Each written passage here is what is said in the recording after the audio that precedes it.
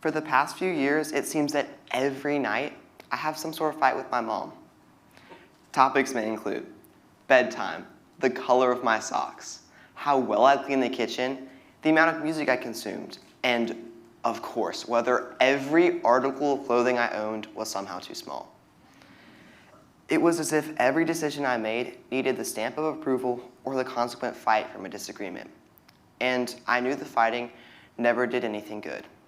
I even had several fights with my mom over who starts more arguments. By the way, it's obviously her. But she always said I love to argue, and she's right. So when I told her I wanted to join the debate team, she said it was a great idea. And of course I loved it. But as I progressed as a debater, arguing with my parents also changed. Learning how to debate has taught me how to win an argument I don't agree with, and it has also taught me how to remove myself from the equation. When you walk into the debate room, you don't even know which side you're going to be arguing. Debate was a performance, and it made it vastly easier to disassociate. For most of my childhood, I was oversensitive to losing arguments, and I would be fighting back tears with each syllable. But now, if my mom said anything, I kept my composure and kept arguing.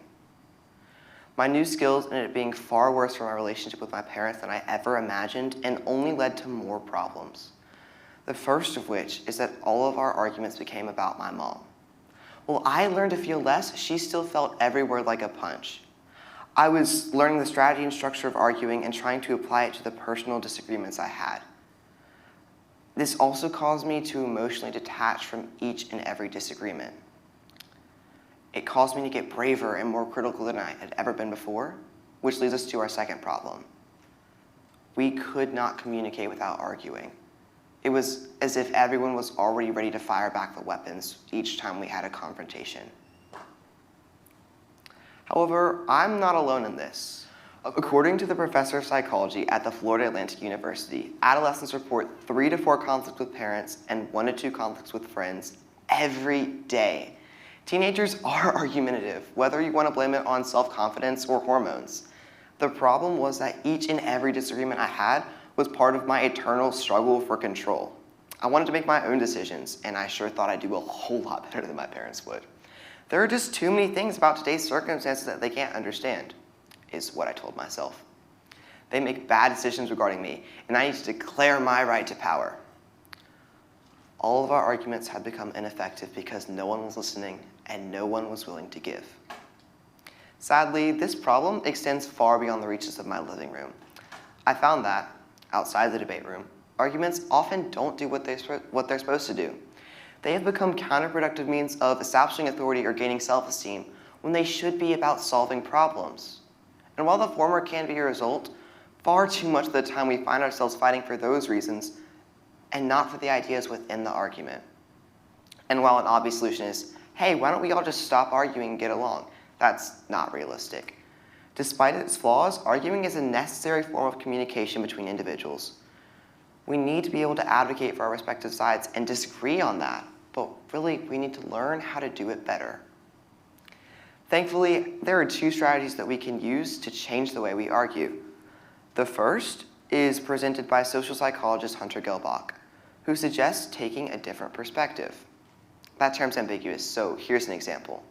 The Empire State Building is massive. If you were to stand on one side and look up at it, you gain a pretty good idea of what it is or what it looks like. But all you can see is that one side, so you really don't know what the other side looks like. This is why arguments matter. More often than not, the source of an argument is 2 people seeing the same side of one building and arguing over what color it is. Maybe the Empire State Building has the Valentine's purple heart, but from your perspective, it looks its usual beige. Both people in this example can be right, and that's an understanding that most people lack. Perspective can help us to understand problems we've never experienced, but it can also help us to remember problems might be different. You may have seen both sides of the Empire State Building at different points in your life, but that doesn't mean it hasn't been repainted since the last time you saw it. What perspective can also do is remove your emotions from the chopping board. When you try to put yourself in the shoes of the other person, you have this epiphany that the argument is not about you, it's about both of you. You're no longer fighting for yourself, you're fighting for the both of you. and so you're looking for a solution and not those other ideas we discussed earlier. However, the arrogance that does come from self-awareness can derail the entire train. It's best to use perspective to find common ground, and that way both of you listen to each other while arguing. The second strategy is a bit more simple: listening. The Harvard Business Review explains listening is far more persuasive than speaking, and if you're silent, you can pick up on what's not being said. Often we say far more with our gestures or facial expressions than we do with our words. Instead of listening to respond, I urge you to listen to what is both said and unsaid. Allow the other person to finish speaking, and then once they've signaled that they have said what they feel needs to be said, present your side. I can almost guarantee they'll give you the same level of respect that you gave them while we were speaking. This approach allows us to feel seen instead of attacked, and it helps you to argue with purpose and not pride. In today's world, arguing has lost its ability to solve problems, but you can change that by making the quick jog from 5th Avenue to 6th to see a whole new side of New York's famed skyscraper. Thank you.